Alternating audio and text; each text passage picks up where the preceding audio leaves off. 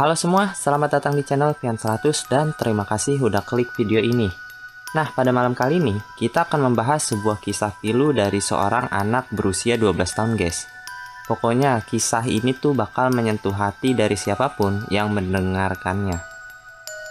Namun sebelum lanjut, seperti biasa silahkan teman-teman subscribe, like, komen, dan yang paling penting, bagikan video ini ke orang-orang terdekat kalian.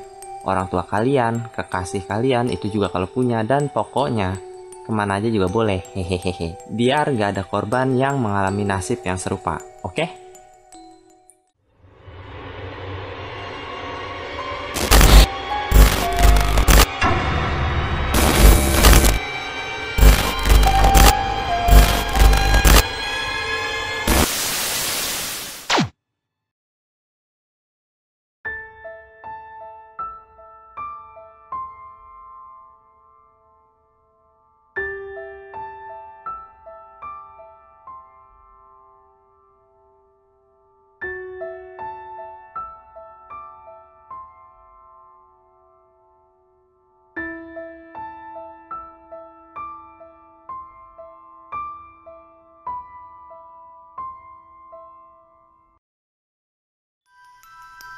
Oke guys, di Amerika Serikat terdapat seorang anak perempuan yang menjadi korban dari kekejaman orang tuanya nih guys. Anak tersebut adalah Jenny Willy yang lahir pada tahun 1957 di Arcadia, California, Amerika Serikat. Jenny sendiri merupakan salah satu anak dari 4 bersaudara yang dimana kedua kakaknya telah meninggal dan seorang kakak laki-lakinya yang berumur 5 tahun lebih tua dari Jenny. Diceritakan selama Perang Dunia Kedua, ayah Jenny yang bernama Clark Willy bekerja di pabrik dan melanjutkan karirnya di bidang penerbangan guys. Clark menikah dengan Irene Oglesby yang berumur 20 tahun lebih muda darinya.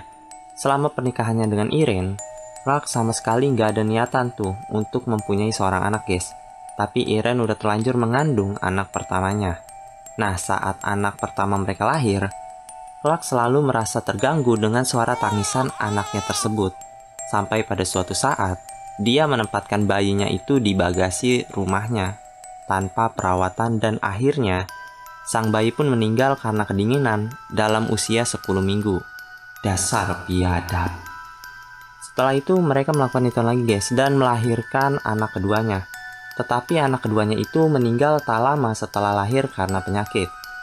3 tahun kemudian mereka menghasilkan anak laki-laki yang merupakan kakak dari Jenny guys. 5 tahun kemudian, Jenny lahir pada tahun 1957 dengan penyakit hemoragik. Jadi penyakit hemoragik ini merupakan sebuah kondisi di mana pecahnya salah satu pembuluh darah arteri dalam otak yang dapat memicu pendarahan di sekitar organ tersebut, sehingga aliran darah ke otak berkurang atau bahkan terputus. Kalau salah mau dikoreksi ya guys. Selain itu, Jenny juga mengalami dislokasi pinggul bawaan sehingga dirinya kesulitan untuk berjalan.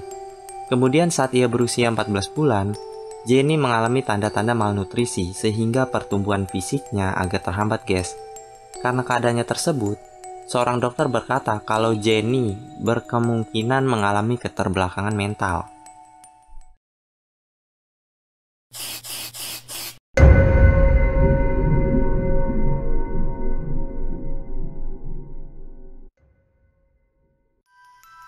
Nah guys, kekejaman dari ayah Jenny dimulai sejak Jenny berusia 20 bulan guys.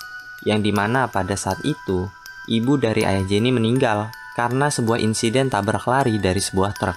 Sehingga Clark berperilaku aneh. Beberapa hari kemudian, Clark selaku ayah Jenny mengajak istri dan kedua anaknya untuk pindah rumah dan mengisolasi mereka bertiga dengan tujuan melindungi keluarganya itu guys. Jadi si Jenny beserta kakak dan ibunya itu sama sekali nggak boleh keluar dari rumah, kecuali kakaknya yang hanya boleh keluar untuk bersekolah aja guys. Sedangkan Jenny yang saat itu masih balita dan Clark mengira Jenny memiliki keterbelakangan mental, Clark memutuskan untuk mengurung Jenny di kamar tidur belakang rumah dengan maksud melindungi Jenny. Sang ayah juga mengikat Jenny di sebuah tempat semacam WC duduk itu guys, yang dikhususkan buat anak-anak selama 13 jam sehari. Dan pada malam harinya, Jenny diikat di sleeping bag. Selain itu, Jenny jarang banget dikasih makan oleh sang ayah, dan sekalinya dikasih makan, hanya sebatas makanan bayi, sereal, dan sesekali telur rebus. Sebenarnya sih ayahnya Jenny ini niatnya baik ya guys, cuman caranya yang salah. Nah bang, emang maknya Jenny kemana bang? Kok si Jenny nggak diurusin? Nah itu dia, karena ayahnya Jenny sangat kejam seperti iblis yang datang di siang hari. Jadinya si ibu Jenny gak berani tuh untuk menolong Jenny. Ya palingan si ibu hanya bisa menyelinap untuk memberi makan si Jenny di malam hari saat Clark tidur. Selain itu, ibu Jenny juga memiliki penglihatan yang buruk karena kondisi matanya yang mengalami katarak guys. Ayah Jenny juga tidak menyukai dengan suara guys, makanya dia melarang istrinya dan anak laki-lakinya untuk berbicara di rumah mereka, dan mengakibatkan Jenny sangat jarang atau bahkan tidak pernah mendengar suara, sehingga dirinya kesulitan untuk berbicara dan memahami bahasa guys.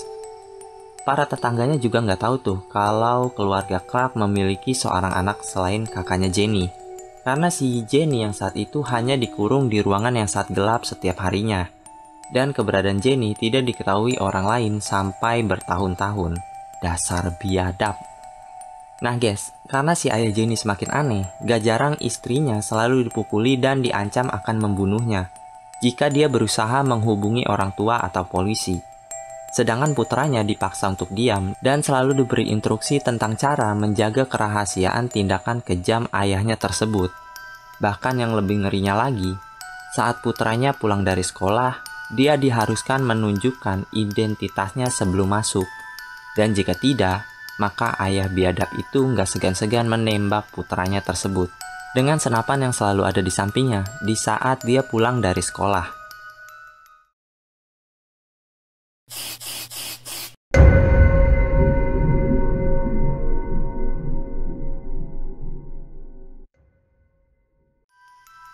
Oke guys, setelah bertahun-tahun mengalami isolasi dan penganiayaan dari ayahnya, akhirnya pada 4 November 1970, Ibu Jenny memiliki kesempatan untuk kabur dari rumah tersebut guys, karena Clark yang saat itu sedang pergi ke rumah orang tuanya.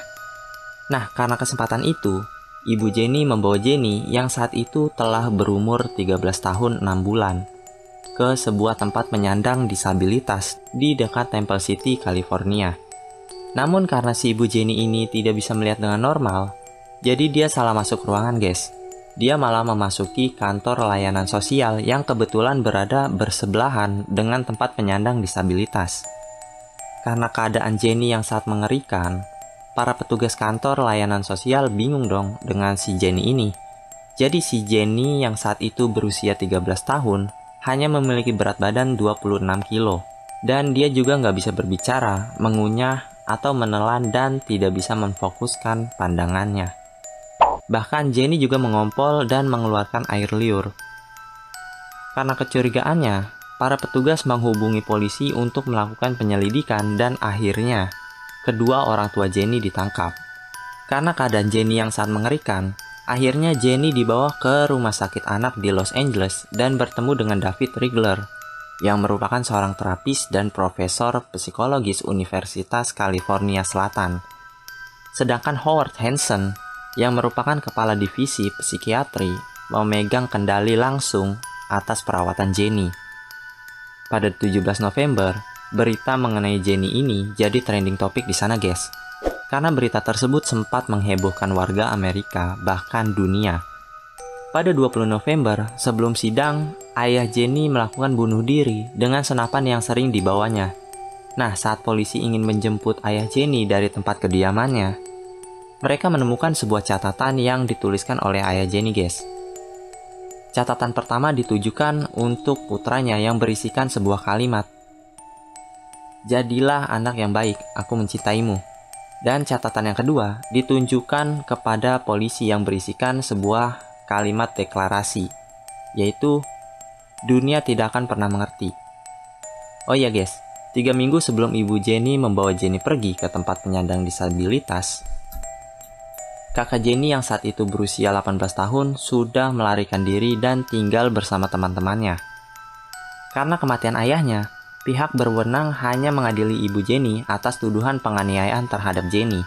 Nah, setelah bertahun-tahun kemudian, Kakak Jenny akhirnya berbicara kepada Hansen kalau ibunya tidak bersalah dan selama ini ibunya selalu melindungi mereka dari ayahnya sampai mengalami kebutaan.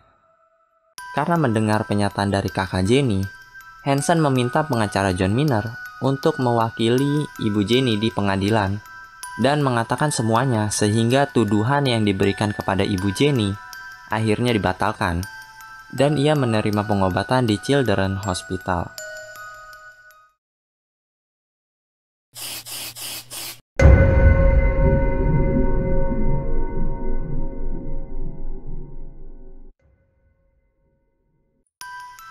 Oke guys, selama Jenny dirawat di Los Angeles Children's Hospital, James Kent selaku dokter yang merawat Jenny mengatakan kalau kasus Jenny ini merupakan kasus terparah yang pernah ia terima. Jenny terlihat sangat pucat dan kurang gizi dengan tinggi 1,37 meter dengan berat hanya 27 kg. Sedangkan memar hitam di bagian pantatnya karena tali pengikat yang digunakan ayahnya saat mengikat Jenny di kamarnya. Nah guys, Jenny juga mengalami serangkaian tes dengan sinar X untuk menemukan kelainan pada tulangnya guys. Dan para dokter menyatakan kalau Jenny memiliki coxa-valga atau sebuah kelainan bentuk pinggul di mana sudut terbentuk antara kepala dan leher tulang paha dan sudut tersebut biasanya di atas 135 derajat sehingga menyulitkannya untuk berdiri dan berjalan. Setelah menjalani beberapa terapis, Jenny mulai menunjukkan minatnya terhadap lingkungan barunya guys. Bahkan dia juga bisa berkomunikasi dengan menggunakan bahasa isyarat. Nah itu dia kisah dari Jenny. Gimana menurut kalian? Komen di bawah dan tonton juga video Pen 100 lainnya. Terima kasih.